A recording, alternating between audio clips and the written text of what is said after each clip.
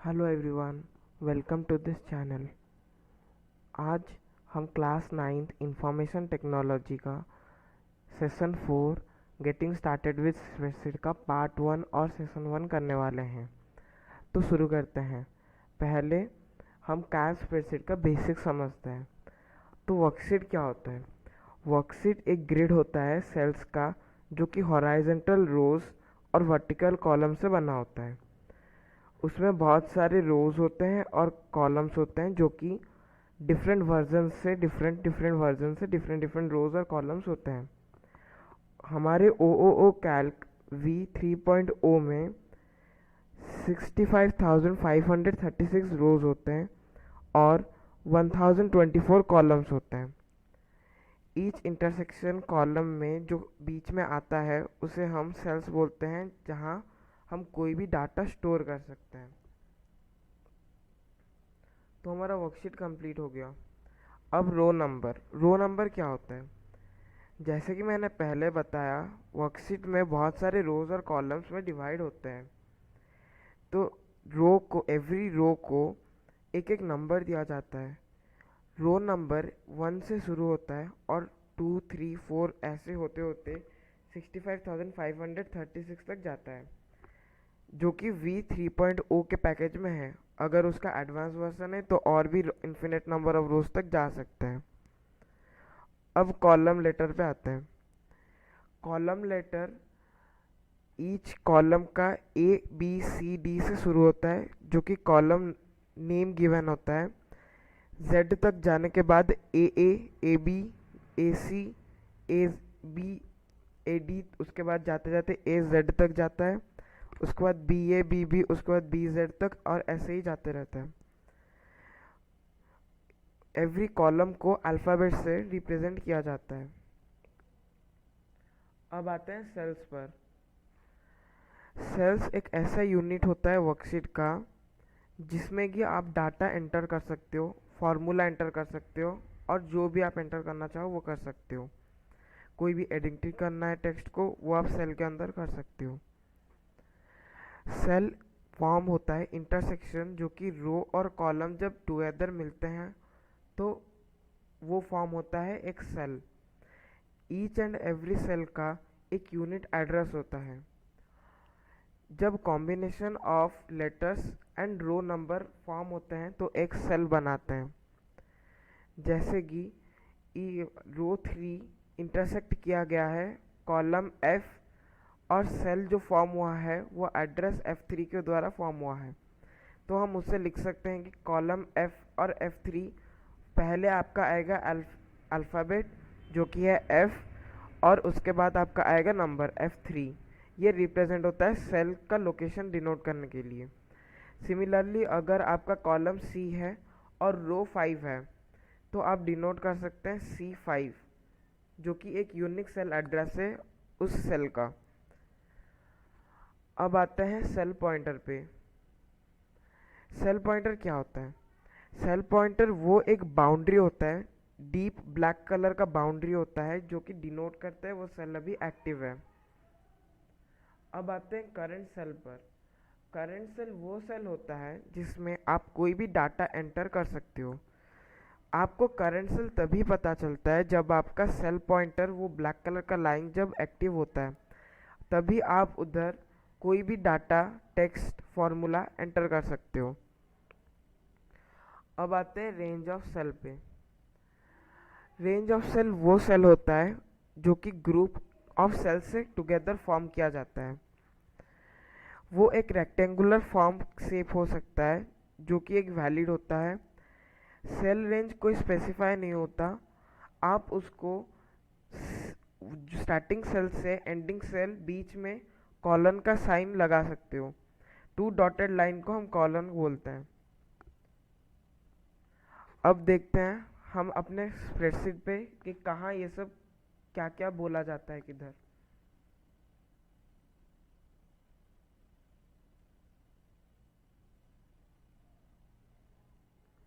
ये हमारा स्प्रेडशीट है, जहाँ ये ब्लैक कलर का लाइन जो आपको दिख रहा है, इसको बोलते हैं सेल पॉइंटर, जो कि एक्टिव है अभी। अगर इसमें मैं कोई भी डाटा एंटर करना चाहूँ,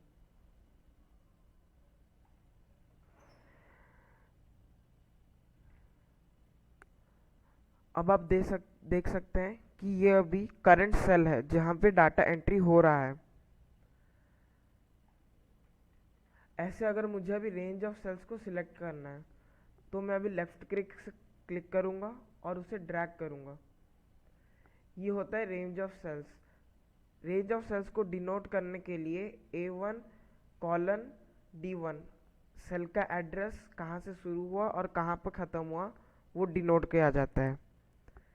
अब सेल्स क्या होता है आते हैं। सेल्स, ये आपको जो बाउंड रेक्टेंगुलर बॉक्सेस दिख रहे हैं सारे, A1 B1 C1, बहुत सारे सेल्स हैं। ये आपको रेक्टेंगुलर बॉक्सेस जो दिख रहे हैं उसको हम बोलते हैं सेल्स, जहाँ की वो एक यूनिट होता है वर्कशीट का। अब देखते हैं वर्कशीट क्या होता है।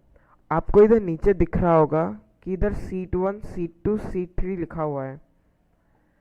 सीट 1 एक एक सीट है जिसमें कि आपको 65,536 रोज होते हैं और 1024 कॉलम्स होते हैं।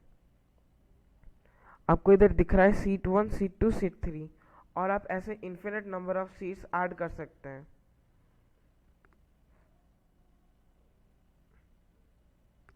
अब आते हैं रो नंबर पर।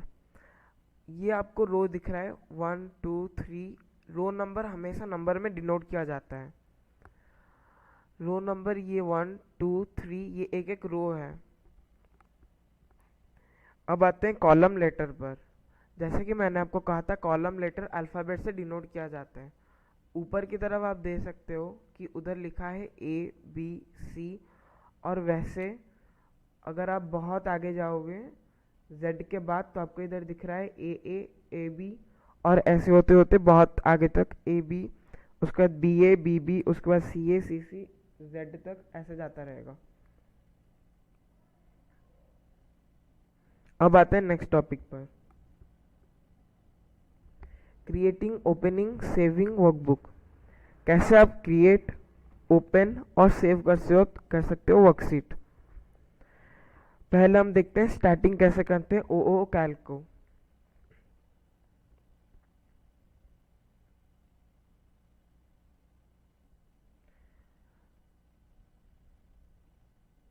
ये मेरा डेस्कटॉप का स्क्रीन है। यहाँ पे आप विंडोज़ पे जाओगे। विंडोज़ के जाने के बाद यहाँ टाइप के सर्च बटन में आप टाइप करोगे ओपन ऑफिस कैल्क। आप इधर आने के बाद इधर आप क्लिक करना है, आपका ओपन ऑफिस का स्क्रीन कैल्क का ओपन हो जाएगा।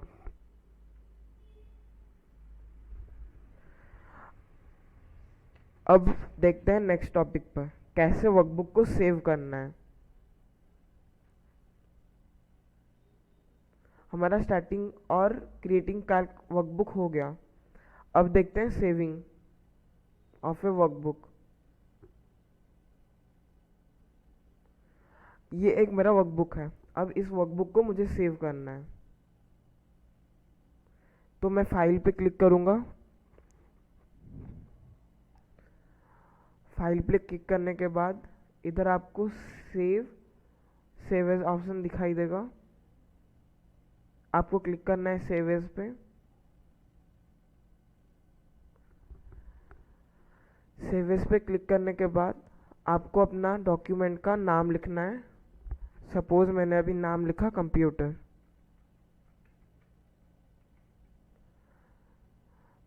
उसके बाद मैं इधर सेव पे क्लिक करूँगा। अब इसको ओपन करते हैं। पहले मैं कुछ डाटा टाइप कर देता हूँ इसमें।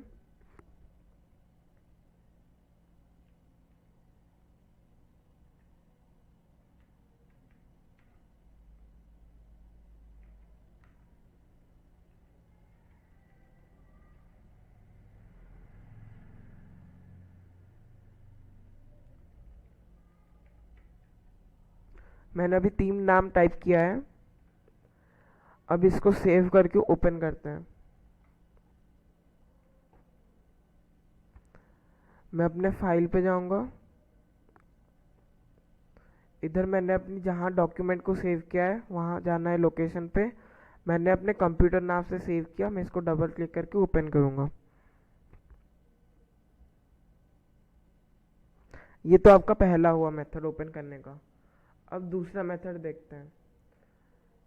आपको वही ओ कैल्क पे जाना है।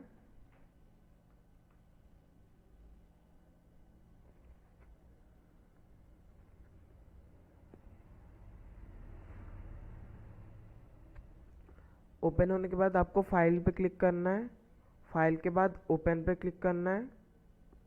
ओपन पे आप जहाँ भी अपने डॉक्यूमेंट को सेव किया हो वहाँ लोकेशन पे जाके, मैंने अभी कंप्यूटर नाम से सेव किया था तो मैं कंप्यूटर को क्लिक करके ओपन कर दिया। आप देख सकते हो मैंने जो 3 नाम सेव किए थे वो तीनों नाम आ गए। ये मेरा डॉक्यूमेंट कैसे ओपन करना है हुआ। अब देखते हैं कैसे डॉक्यूमेंट को हम क्विट करेंगे। आपको कॉर्नर पे इधर दिखाई देगा एक क्रॉस का रेड कलर का बटन। वहाँ पे आप जैसे ही क्लिक करोगे आपका डॉक्यूमेंट क्लोज हो जाएगा। अगर आपने अपने डॉक्यूमेंट को सेव नहीं किया तो एक ओपन ऑफिस का एक डायलॉग बॉक्स ओपन होगा जहाँ पे आपको दिखाई देगा कि डॉक्यूमेंट को आपको मॉडिफाई किए हो, आपको सेव करना है या नहीं।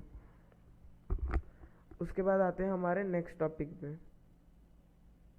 हमारा ओपनिंग है वर्कबुक हो गया और क्विटिंग है वर्कबुक ही हो गया। अब आते हैं वर्किंग इन स्प्रेडशीट का नेविगेटिंग कैसे करना है पर्टिकुलर सेल में।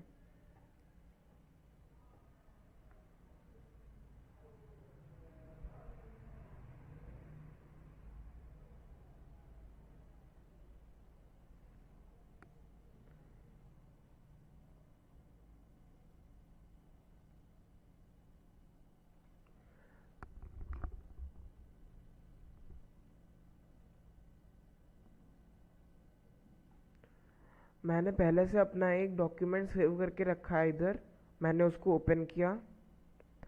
अब देखते हैं नेविगेट कैसे करना है। नेविगेट सेल वर्कबुक के अंदर कैसे करेंगे पर्टिकुलर सेल में। अगर आपको माउस के थ्रू अगर नेविगेट करना है तो आप अपने माउस पॉइंटर को लेना।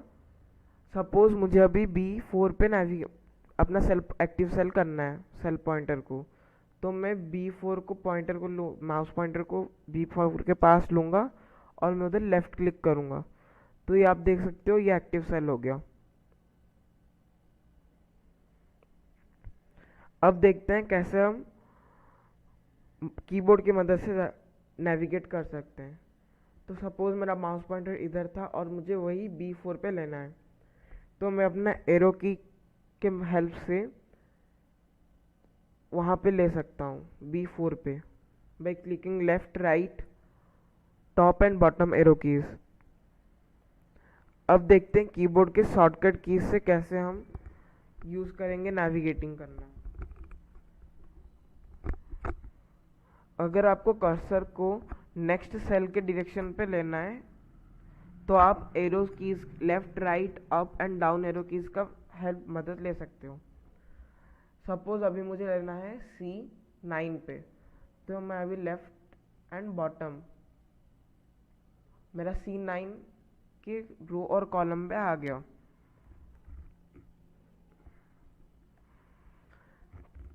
अब अगर मुझे कर्सर को लेफ्ट सेल पे लेना है सीट A1 में, तो मैं कंट्रोल और होम बटन को प्रेस करूँगा तो मेरा A1 में आ गया cell.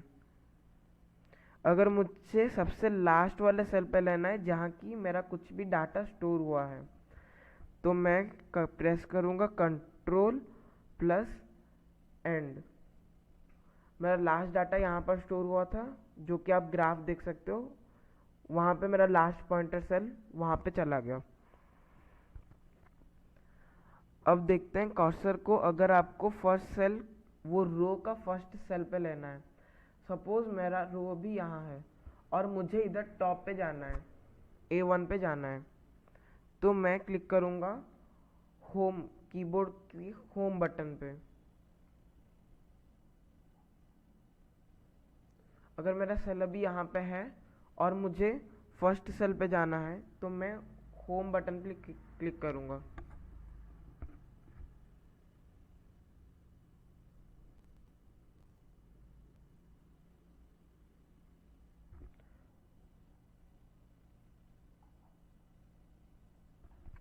Click on the home button. आप देख सकते हो हमारा सेल फर्स्ट पे आ गया। मैं आपको फिर से दिखाता हूँ। अगर मेरा अभी सेल एक्टिव सेल G6 पे है तो वो A6 पे आ जाएगा मैं जब होम बटन को क्लिक करूँगा। होम बटन मैंने प्रेस किया, आपका आ गया A6 पे, फर्स्ट रो पे आ गया।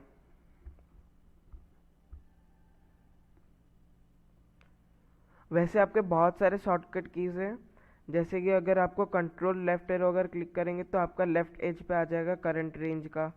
कंट्रोल राइट एरो तो राइट एज पे आ जाएगा करंट डेटा रेंज का। अगर आपको कंट्रोल प्लस अप एरो अगर क्लिक की होंगी तो वो करंट रेंज का अप पूरा टॉप में आ जाएगा। अगर down arrow control plus down arrow करेंगे तो डाउन में। ऐसे बहुत सारे शॉर्टकट कीज़ हैं। अब आते हैं navigating to other worksheet within a workbook पे। हमारा navigating to a particular cell हो गया, navigating using keyboard and shortcut keys हो गया, navigating to other workbook within a workbook.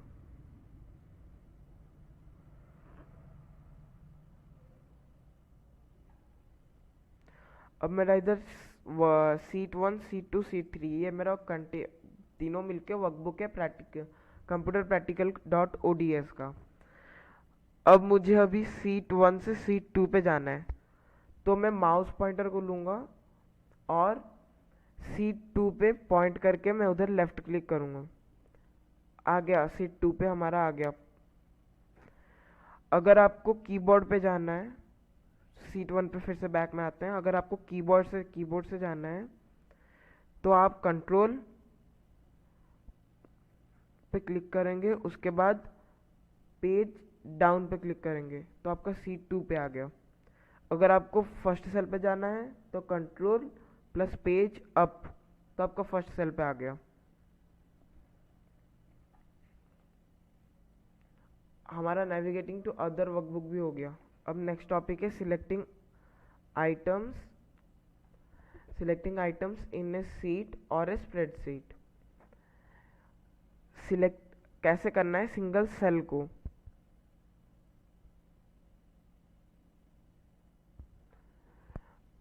अभी मेरा सिलेक्ट करते हैं हम सेल को यूजिंग माउस।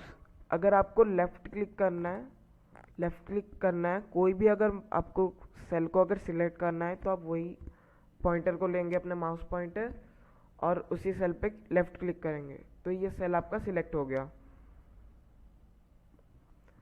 अगर आपको सिंगल कॉलम को करना है, सपोज मुझे अभी बी कॉलम को सिलेक्ट करना है, पूरा बी कॉलम को जितना भी डाटा लिखा है इधर, तो मैं ऊपर जो बी लिखा है बी अल्फ़ाबेट पे क्लिक करूँगा तो मेरा पूरा कॉलम सिलेक्ट हो गया। वैसे अगर मुझे सिंगल रो को सिलेक्ट करना है तो मैं रो पे क्लिक करूँगा, जो 1 2 3 4 लिखा है बॉक्सेस में, क्लिक करने के बाद वो पूरा रो सिलेक्ट हो गया। अगर मुझे पूरा एंटायर सीट 1 को पूरा सिलेक्ट करना है तो मैं सीट उधर साइड पे टॉप पे साइड पे खाली बॉक्स है उस पर क्लिक करने से मेरा पूरा सिलेक्ट हो गया, पूरा सीट सिलेक्ट हो गया। यहाँ आप देख सकते हो, यहाँ पे एक छोटा सा बॉक्स है, वहाँ पे क्लिक करने के बाद आपको पूरा सीट सिलेक्ट हो जाएगा।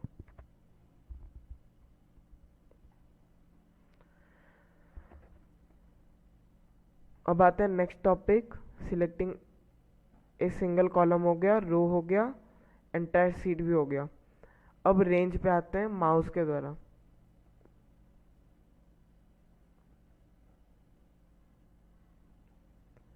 अभी मुझे इस roll number name stream marks इस पूरे डाटा को यहाँ तक मुझे सिलेक्ट करना है, A1 से D11 तक। तो मुझे माउस के द्वारा करना है तो मैं माउस पॉइंटर को लेफ्ट क्लिक करूँगा और मैं अपनी डिज़ायर्ड पोजीशन तक ड्रैग करूँगा। तो ये हो गया आपका पूरा range of cell select mouse के द्वारा। अगर आपको माउस से नहीं करना, आपको कीबोर्ड से करना है, तो मैं क्या करूँगा, अपने A1 सेल पे पॉइंटर है वहाँ पे कॉर्नर सेल पे ले जाऊँगा, शिफ्ट की को होल्ड करूँगा, उसके बाद एरो कीज़ के मदद से मैं left right top button select कर सकता हूँ। ये हो गया हमारा पूरा पूरा सिलेक्ट।